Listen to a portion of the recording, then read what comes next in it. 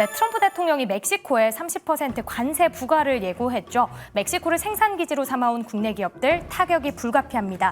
그 안에서도 자동차 섹터에 대한 전망을 그림으로 그려주시면 되는데요. 자동차, 바로 현대차 그룹이 현재 이중고에 직면한 상황입니다. 수입차 부과 25%에 대해서 현재는 부품까지 더해진 상황인데요.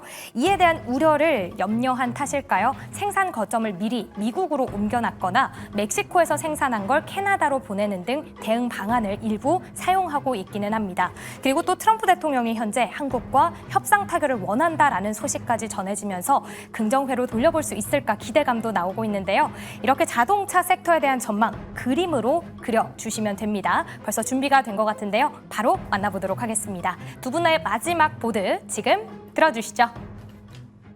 네, 문제 지문에는 우려가 되는 부분에 대해서만 나와 있었습니다만 일단 오늘 장에서 현대차 기아 상승 배경에는 여한구 통상교섭 본부장이 이 자동차 관세와 관련해서 철폐 내지는 대폭 인하가 되어야 한다는 게 우리의 입장이다 이런 얘기를 했기 때문에 이 부분이 반영이 됐다라는 분석들 나오고 있습니다.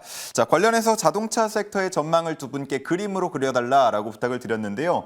일단은 바닥을 찍었다. 아주 직관적이게 그림을 그려주셨고요. 저는 믿는 도끼에 발 찍힌다 이거 그려주시는 줄 알았는데 아니었습니다. 바닥을 찍었다였고요. 자, 그리고 박철순 전문가는 구름을 그려주셨고 빗방울이 뚝뚝뚝 떨어지는 걸 보니 두 분의 의견이 좀 나뉜 게 아닌가 하는 생각도 드는데 먼저 박철순 전문가님 우울한 겁니까? 안 좋은 거예요? 네, 일단 제가 이제 흐림 날씨를 한번 따라해봤는데 예. 그림에 이제 재주가 없다 보니까 예. 뭐 이렇게 됐습니다. 전망이 흐립니까? 네, 일단은 전반적인 업황에 대해서는 아직은 좀 우려반이 남을 수밖에 없는 게 역시나 관세 충격에 대한 부분들 때문이죠. 일단 트럼프 대통령이 이제 멕시코에 30% 관세를 부과했기 때문에 사실 무관세였던 지역이었기 때문에 우리나라의 어떤 완성차 업체들이 그쪽을 통해서 우회를 하는 방법들을 많이 사용했었거든요. 예. 그런데 이게 지금 또 어떻게 보면은 막히는 상황이다 보니까 단기적으로는 당연히 조금 주가에 노이즈가 생길 수 있다는 판단이고 그리고 추가적으로 지금 자동차 품목관세라든지 세액공제에 대한 어떤 중단 우려감도 남아있는 상황이다 보니까 예. 일단은 적극적인 아주 비중을 강하게 실으면 안 된다라는 가정하에 좀 주의를 하시라고 일단 흐림이라는 어떤 그림을 좀 그려봤습니다.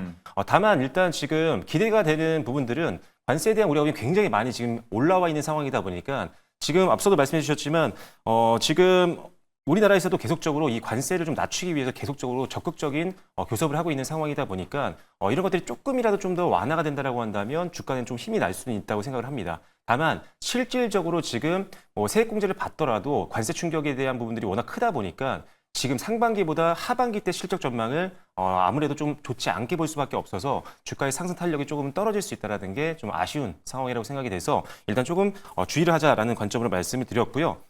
일단 지금 다만 2분기 실적까지는 좀 괜찮을 것 같습니다. 일단 기본적으로 관세에 대한 우려감 때문에 선구매 수요들이 좀 있었거든요. 그래서 그런 것들 때문에 일단 실적에 대해서는 조금 시장 기대치에는 부합하는 정도 충격까지 나올 것 같지는 않기 때문에 2분기 실적에 대해서는 너무 크게 걱정하실 필요는 없겠다는 판단이고요. 예.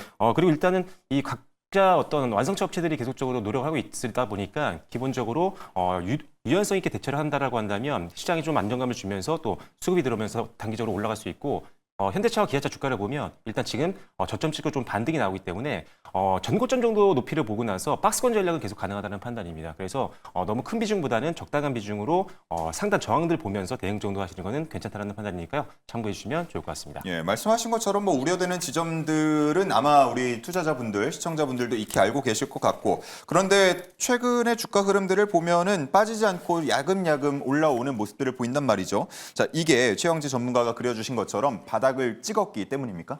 네, 저도 지금 상황에서 사실 상반기가 최악의 반기였다고 생각을 하고 있습니다. 그럼에도 불구하고 잘 방어를 했다라고 판단이 돼서 바닥 찍고 반등이 나오는 구간대가 아닐까라고 생각하고 있고요.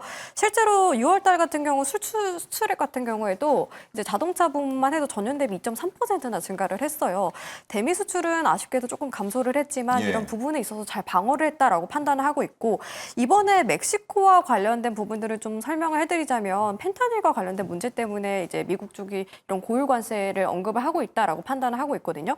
근데 8월 1일부터 이제 관세 부과가 시행이 될 걸로 보이는데 그 전까지 펜타닐과 관련된 문제들이 협상이 가능하지 않을까라고 저는 생각을 하고 있어요. 예. 만약에 협상이 어려워서 30% 이제 관세를 부과를 하더라도 저는 충분히 우리나라 자동차 기업들이 방어를 할 수 있다라고 판단을 하고 있는 부분을 말씀드리자면 지금 상황에서 미국 수출 비중이 높기는 하지만 최근 들어서 유럽연합 쪽으로도 전기차 판매량이 급증을 하고 있는 상황이고요.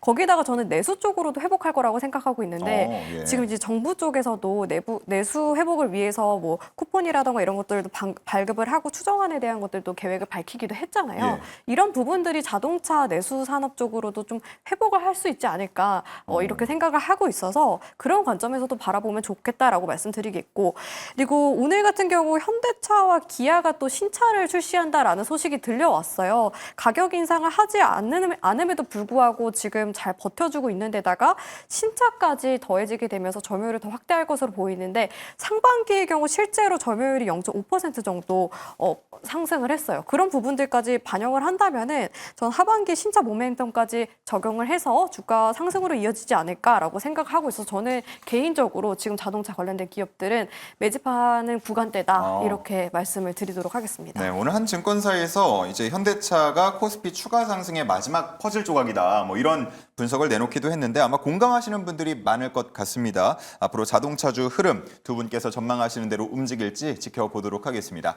자, 이렇게 두 분과 함께한 문제를 풀면서 시장을 분석해 보는 건 여기서 마치도록 하겠고요. 최영지 전문가와 저는 여기서 물러가고 우리 박철순 전문가 이어지는 애프터 성공률까지 함께하겠습니다. 시청 계속해서 해주시기 바랍니다.